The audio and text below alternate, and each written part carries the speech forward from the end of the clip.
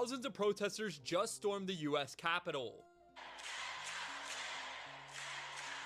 So right now, thousands of people are at the US Capitol demanding a ceasefire between Israel and Palestine. This comes right after what happened at a hospital in Gaza yesterday, where hundreds of lives were very sadly ended. So far, since the protesters have stormed the US Capitol, at least 100 arrests have been made. But the arrests only seem to further inspire the protesters, as it seems like their chants have only gotten louder since the arrest. Now, because of this demonstration, public access to the Capitol has been cut off. And police say that they warned the protesters to stop their demonstration before they started arresting people. Now, since the protest started, many people have been comparing this protest to a certain event that happened at the Capitol a few years ago on January 6th. I think you all know what I'm talking about. But as of right now, it doesn't seem like anyone has been actively harmed from this group of protesters that is currently protesting in the Capitol. But as this entire situation unfolds, I will be keeping you guys updated on anything new. I'm leaving this morning on a very important trip to the United States at a time when Israel is fighting on 7 fronts and when there's great political uncertainty in Washington. I will address, for the 4th time, both houses of Congress as the Prime Minister of Israel. I will seek to anchor the bipartisan support that is so important for Israel. And I will tell my friends on both sides of the aisle that regardless who the American people choose as their next president, Israel remains America's indispensable and strong ally in the Middle East.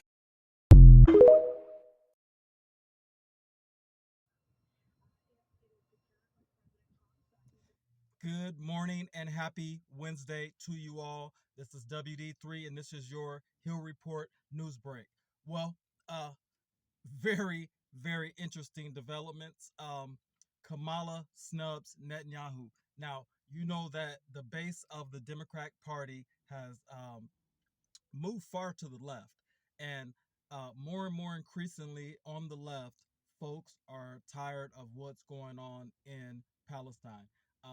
They are blaming Israel for what they call genocide on the Palestinian people. And being that Kamala needs this vote in order to compete with Donald Trump, she cannot fall for the trap of soon as Benjamin Netanyahu hears that Kamala's running, all of a sudden he hops on a plane and comes over here. What a hater. Stay out of American politics. Bibi Netanyahu is toxic right now in his own country. He has people protesting him. They want him out in his own country. Kamala, don't fall for the trap. I agree with you on this issue. Stay away from Netanyahu. He's toxic. But she does have to toe the line when asked about Israel. Israel's founding principles of democracy and rule of law. Let me be clear about what I believe. I stand with Israel because of our shared values, which are so fundamental to the founding of both our nations.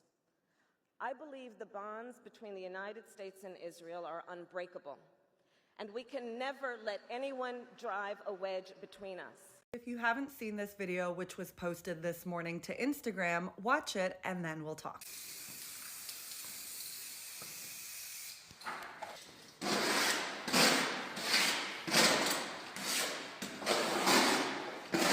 This protester destroyed a historic painting that was done in 1914 of none other than Lord Arthur Balfour. Yes, the same Arthur Balfour who was responsible for the Balfour Declaration of 1917. Palestine Action, who posted the video to Instagram, wrote a caption stating, written in 1917, Balfour's declaration began the ethnic cleansing of Palestine by promising the land away, which the British never had the right to do. After the declaration until 1948, the British burnt down indigenous villages to prepare the way. With this came arbitrary killings, arrests, torture, and sexual violence, including R-word. The British paved the way for the Nakba and trained the Zionist militia to ethnically cleanse over 750,000 Palestinians, destroy over 500 villages, and massacre many families. The Nakba never stopped, and the genocide today is rooted and supported by British complicity. Now, Elbit Systems, Israel's biggest weapons manufacturer, used Britain as a manufacturing outpost to build arms which are battle-tested on Palestinians. This slashing happened at Trinity College at the University of Cambridge, and they have yet to put out a statement or comment.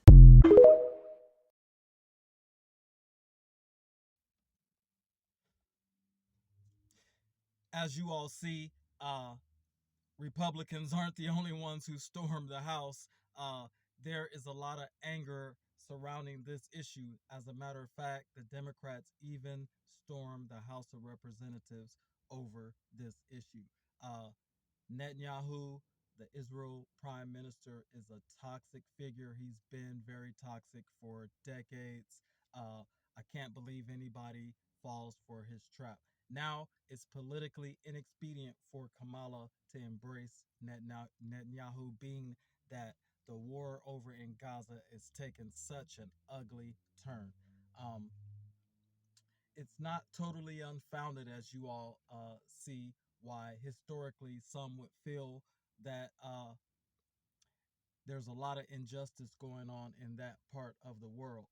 Well, you're always going to get your Republicans and Zionists on the right and on the left who are going to sing the same old song and try to guilt you into bowing down to Israel.